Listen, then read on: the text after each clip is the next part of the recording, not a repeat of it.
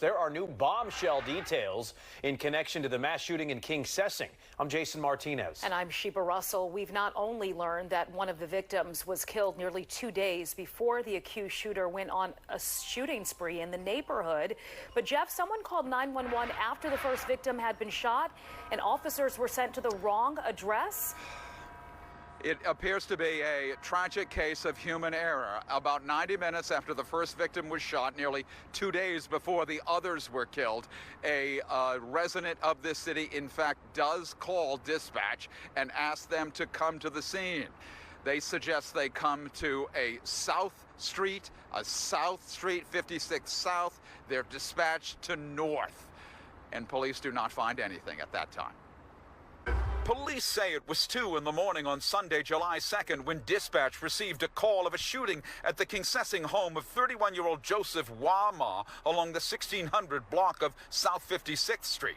But instead of sending officers to South 56th, police say the dispatcher mistakenly said North 56th. Heard in this recording of the radio call obtained by Fox 29 that police confirm is part of the investigation underway. Person with a gun, 1600 North 56th Street. It's going to be gunshots heard from inside of home. Police Commissioner Danielle Outlaw, who along with the department's top brass faced reporters questions Monday on the controversy, says officers found nothing because the killing occurred some 3 miles away. Responding officers surveyed the block and neighbors for a report of shootings or gunshots. Police did not find evidence that a shooting had taken place at that location. Police say a department supervisor called back to the 911 caller for more information, but the mistake was not discovered. So a supervisor called to speak to the complainant to try and figure out where the location was. When they spoke to each other, there was no mention of direction of north or south. The discovery of the misdirected call also reveals that accused killer Kim Brady Carricker began his alleged slaughter 44 hours earlier than first thought, with Wama as his first victim inside his home. 4 others were gunned down on the street, with Carricker allegedly shooting randomly on the evening of Monday, July 3rd. Outlaw says an internal police investigation is underway and argues with the 911 call coming 90 minutes after Wama was killed, it's unclear if lives could have been saved on July 2nd or nearly 2 days later. I caution individuals to go down that rabbit hole. We can woulda, coulda, shoulda all day. I mean, obviously, this new bit of information just adds or compounds the tragedy. Of course, it does raise the question, if police officers had been sent to South 56, would all of this been different in some way?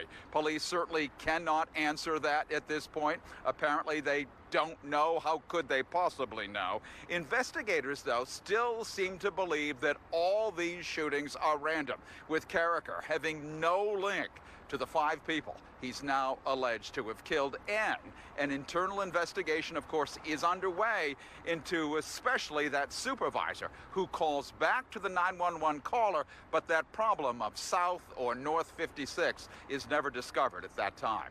Jeff Cole, live at police headquarters. Folks, back to you. All right, a lot to sort through here, Jeff. The family and friends of Ralph Morales say he was full of life and love until his life was tragically cut short in the deadly rampage in King Sessing. And as Shana Ferreira shows us, adding to the tragedy, Morales was preparing to walk his daughter down the aisle. 59-year-old Ralph Morales Jr. was one of the 5 victims of the shooting in King Sessing. His family and friends coming together to grieve, love on one another, of course, send messages of hope to the community struck by grief. Yet another difficult day in Philadelphia's King Sessing neighborhood as family and close friends blocked off South 56th Street for a balloon release for 59-year-old Ralph Morales Jr. It was a life of the party. Morales was one of the 5 victims shot and killed last week near 56th and Chester Streets, a beloved father, brother, son, cousin, and friend to many. His family tells us he was truly a person filled with love for his family and his community. He's going to be truly missed. Brad was good-hearted, kind-hearted, life full of joy. He was funny. It was a life of the party. Hugs, words of encouragement, and prayer filled the street Tuesday as loved ones came together to console one another.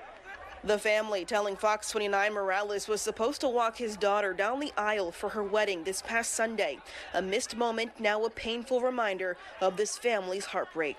I had to walk down the aisle without my dad, and it's just pointless and senseless violence that I had to go through that.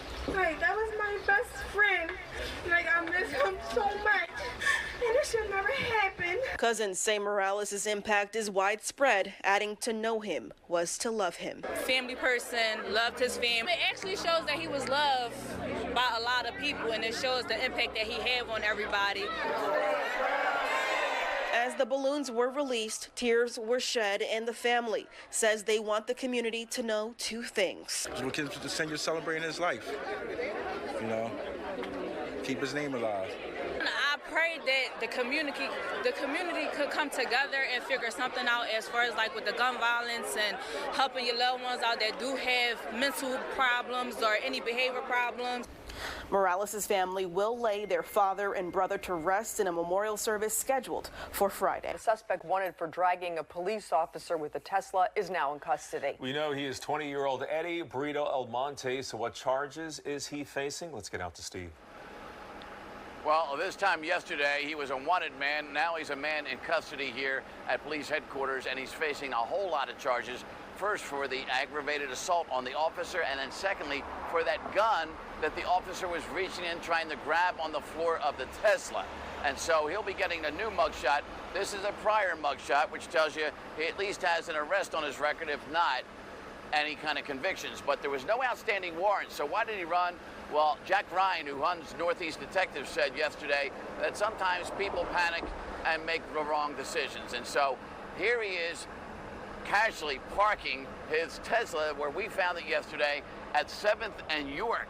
And why did he park it there? Well, I learned from people that know him that he was living on the 800 block of Cumberland, and they told me how he had his cable to charge it coming out the window of his house, so I went over there and filmed that, and it was crudely set up, but they thought it was odd that he wasn't parking in front of his house, and then when they saw the story, they knew why he wasn't parked there. Then they saw the car over there when we got there and let me know all about him. But police had an address on D Street for him when they pulled him over because they had his license and his insurance and all that stuff when he took off. So police impounded the vehicle you see there while we were there yesterday, and they were getting the search warrant to see if the gun was still in there, because I was looking at that video over and over and over that a guy provided us, and we could not tell whether he had the gun in his hand or put it in a waistband. He looked like he had the key fob in his hand, and maybe the gun was still in the car. Who knows? Maybe he didn't expect police to find him because he wasn't living at his address. But either way, he's got a brand new address, a holding cell here, as he waits for his first court appearance and arraignment. And these are some serious charges, and all he had to do was cooperate with the cops, get a ticket for running a stop sign, and maybe get in some trouble for having that gun, but he wasn't using it, wasn't firing it, wasn't threatening anybody at the time. So maybe a lighter sentence for that case, sadly. And now he's looking at a very long prison sentence because he could have killed a police officer who, by the way, if you don't remember what we said yesterday, out of the hospital and doing okay and wanted to get back to work today. I doubt he's back on his next shift, but I'm sure he'll be back as soon as possible. Called South American theft groups, or crime tourists, and they are hitting Newcastle County, Delaware. The group of highly organized crime rings traveling from state to state, committing burglaries and thefts, and they often target expensive homes, many owned by Asian Americans. Police issuing the latest warning after two reports of burglaries over the weekend. Our Kelly Rule spoke with one of the victims. It's gonna hurt to lose that money. Joshua Huang says he was with his parents and younger brother at their family restaurant Hong Hang Saturday afternoon when their Wilmington home in a quiet, tucked away cul-de-sac was targeted for the second time. He gave us this video showing a person with their hood up, gloves on, masked up, peering in their doors and windows and eventually getting one open. Then the camera moves. And in this video provided by Newcastle County Police, you can see the person leaving the home with items. Huang says worth thousands of dollars. They were also robbed of jewelry in November of last year. Yeah, it's pretty frustrating to get robbed again. It makes you wish that this time we can actually catch them so then we can get our money back, you know. Newcastle County Police say the burglary on Wild Cherry Lane was one of approximately 20 this year connected to South American theft groups or crime tourists. They are working with police across the East Coast, currently looking for these 4 individuals. They say the group is highly organized and travel from state to state to commit burglaries and thefts, often watching and targeting expensive homes. They're also, crafty with bringing tools, whether it be a window punch to knock out a slider or a ladder to access a second-story window. They're leaving behind electronics and other stuff that can be tracked, trying to take just jewelry, precious metals, cash, designer bags, stuff that, will really fetch a decent price on the black market. So far, detectives say they arrested these 5 individuals. They also have reason to believe the group is targeting business owners and people of Asian descent. Huang has a message for the thieves. Just because we are Asian doesn't mean we have a lot of money. You come rob us, all right? Just because we're Asian, we have a restaurant, doesn't mean we have a lot of money, all right? We worked hard to get that money, and losing it again for a second time, it's really frustrating. Police are encouraging homeowners to leave lights on if you're going to be away, install cameras, keep all doors and windows locked, have a neighbor keep an eye out for you. They say they're even working with developments to have them install neighborhood cameras and license plate readers. If you have any information on these groups, police want to hear from you. In Wilmington, I'm Kelly Rule, Fox 29 News. Carjacking attempt in South Philadelphia turning deadly. The victim shot once in the head just blocks from his home. Police say the owner of the car tried to stop the 3 men from stealing his vehicle when he was killed. And Jeff, you spoke with a woman who knew the man who was gunned down. Oh, we certainly did. Look, what we have tonight, what appears to be more evidence, Dawn, that we've got young predators in this city carrying illegal weapons who are actually scouring neighborhoods looking for victims. That's appears to be what happened here last night. Michael Salerno's loved ones say the 50-year-old was born and raised in South Philly and spent over a decade living on the 1500 block of Porter Street. Wednesday night, he was slain here, 3 blocks from his home.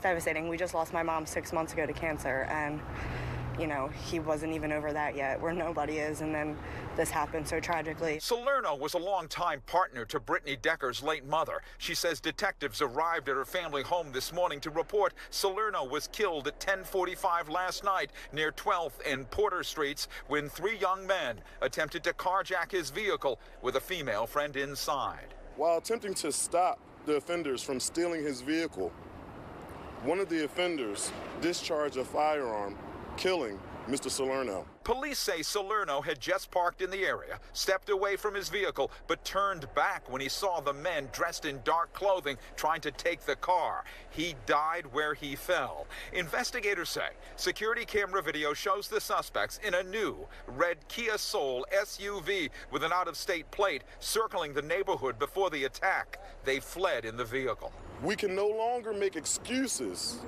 for criminals that continue to break the laws and kill members of our society.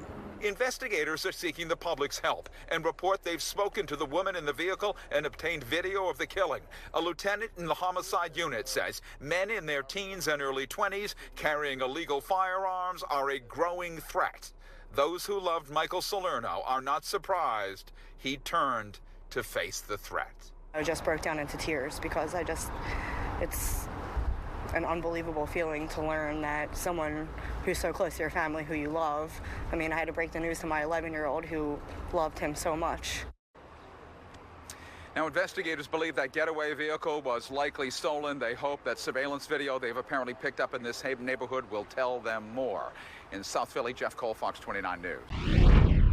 This is a story you will only see on Fox 29. This man right here, who turned himself in for the brutal beating of a man 2 years ago, is back behind bars. Police say Herbert Morrison sexually assaulted a minor while out on bail. And Jennifer, this is gut-wrenching on so many levels. You are in touch with the families in both of these cases? Exactly, Dawn. Both families feel the justice system failed them. Morrison is accused of raping a 13-year-old girl, all while his court case for a violent crime from 2 years ago continues to be postponed. I think it destroyed my daughter. A pain no mother ever wants to feel. We chose to conceal her identity to protect her and her 13-year-old. He raped my daughter in front of my toddler. Philadelphia police say Herbert Morrison turned himself in last Friday for the sexual assault of a minor. Court paperwork says the two met on Instagram in February, and the rape happened a month later in March. Finding out what he did to somebody else before my daughter. It turns out the sexual assault allegedly happened while Morrison was out on bail for the brutal beating of this man in Queen Village 2 years ago. This is my TMJ. Yeah. So now it's there, and it's always for me to see. You know, it's a reminder. And the tracheotomy scar. Surveillance video shows the group of teens randomly attacking Zach Lean in August 2021. The now 40-year-old suffered traumatic injuries to his brain, placing him in a coma for a month. All of this happening 3 months after he was married to his wife, Christine Torsi Lean. One of them punched him in the head, knocked him to the ground. He hit his head on the curb and started having a seizure. Morrison's bail was set at $75,000. He posted 10% in August 2021. And while waiting for closure through the justice system, Christine says she got a message online from the 13-year-old's mother. I was absolutely just without words, and I believed her, and I just needed to find out more and to get justice for this family. Even as recently as January, Zach had a seizure that was detected by his dog Bullwinkle. But now this couple's fight for justice isn't only about them. It's about the safety of everyone in the city. It's heartbreaking. I don't want that to happen to anybody, especially someone so young and innocent, and this person took this person's innocence. In my eyes, I feel like he killed my daughter, and she's not the same. She has her happy days, but it's something that won't leave her. This is something that will stick with her for the rest of her life. Morrison remains behind bars on multiple charges for the rape of a minor. His bail was set at $300,000, and his next court appearance is scheduled for next Wednesday. No other arrests have been made in the 2021 attack of Zach Lean. Tonight, the suspect police say tried to kidnap a 14-year-old girl from a local mall is now in custody with the help of U.S. Marshals. Our Jennifer Joyce is in Montgomery County with the very latest. The suspect, Khalil Evans, turned himself into authorities earlier this afternoon, and according to police, he is being held on $25,000 cash bail. We are told he is at the police department and will be transported to the Montgomery County Correctional Facility at some point tonight. 44-year-old Khalil Evans arrested and charged with attempting to abduct a 14-year-old girl around 7 o'clock last night at Willow Grove Mall. This is a type of crime where the hair on your back stands up. Abington Police Chief Patrick Malloy says Evans approached the child as she was going down an escalator. He said his name was Alex, asked her to walk with him, and extended his arm as if to escort her. As the victim tried to step away, Evans grabbed her arm. She called for help. Bystanders intervened. Evans took off. Thank God this young lady had the presence of mind to scream, to pull back. Only God knows what their intentions were. We can only assume the worst. Police tell us several other victims have since come forward, saying they too had interactions with Evans at the mall. Fox 29 spoke with one of those teens anonymously. I was like scared and stuff. And then they asked us for our age, our name, and stuff like that. Investigators tell us Evans left the mall and hopped into a car near the exit. He was with a man in his 50s. It's unclear if that man was involved in any crime. Police say what is clear, Evans has an extensive 28-page criminal history that includes weapons offenses, aggravated assault, and terroristic threats. He was on probation in Philadelphia.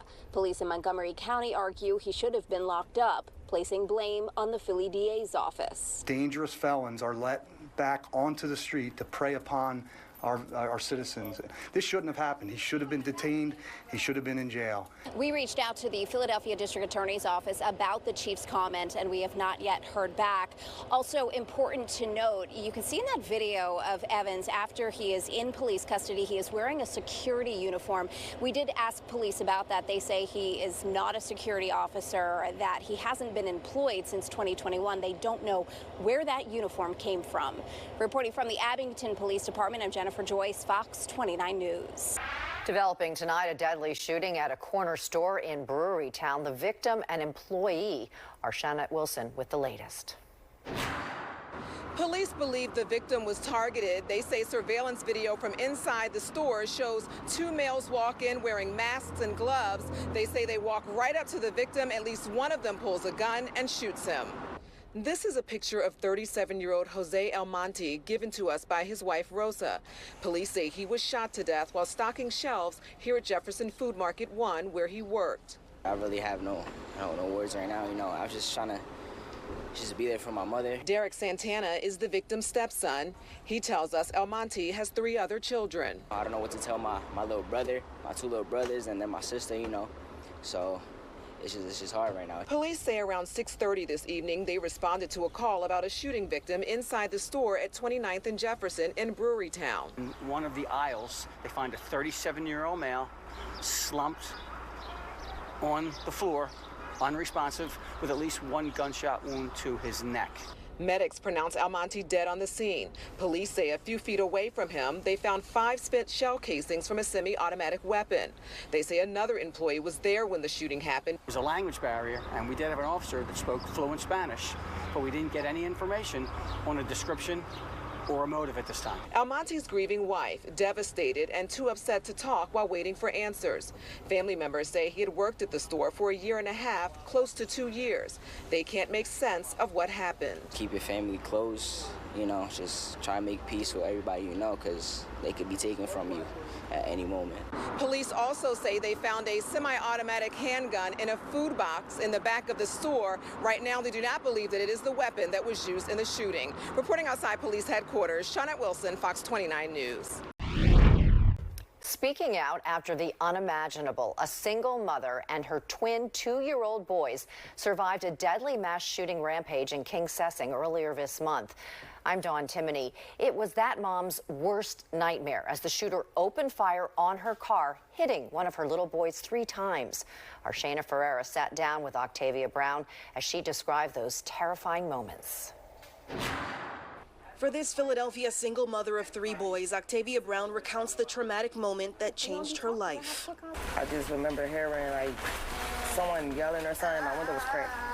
So I kind of slowed down a little bit, and then when I wound up looking forward, I just seen him standing in front of my car with a big rifle. Brown was driving with her 10-year-old niece in the front seat and her twin 2-year-old boys in the back seat on the evening of July 3rd, simply heading to her stepmom's house for a cookout. When the shooter, police identified as Kim Brady Carricker, began his shooting spree in King Sessing. He was masked up with a vest, and then he just started shooting. My first instinct was to, get away, me and my kids, get away. But he was so close to me where I could have reached my hand out the window and touched him. The first couple shots basically was straight to the windshield, and he wound up, when I pushed on the gas, he wound up jumping out the way a little bit. So he wound up shooting the whole side of the driver's side up. He was behind me on the driver's side. So that's how he wound up getting hit in the leg. 2-year-old back here holding on to his mom during our interview was shot 3 times in the left leg, the bullets going straight through as he was strapped into his car seat. As I was driving off, he still was shooting at my car. He shot the back of my window out and everything. Brown's niece miraculously unscathed as she was able to duck down under the dashboard of the car during the shooting. But bullet fragments and shattered glass wound up slicing both Brown and twin brother Jaifir. So I had glass in my eye. I still got a piece under my eye and my face. I couldn't see out of it. It was 3 big pieces they removed.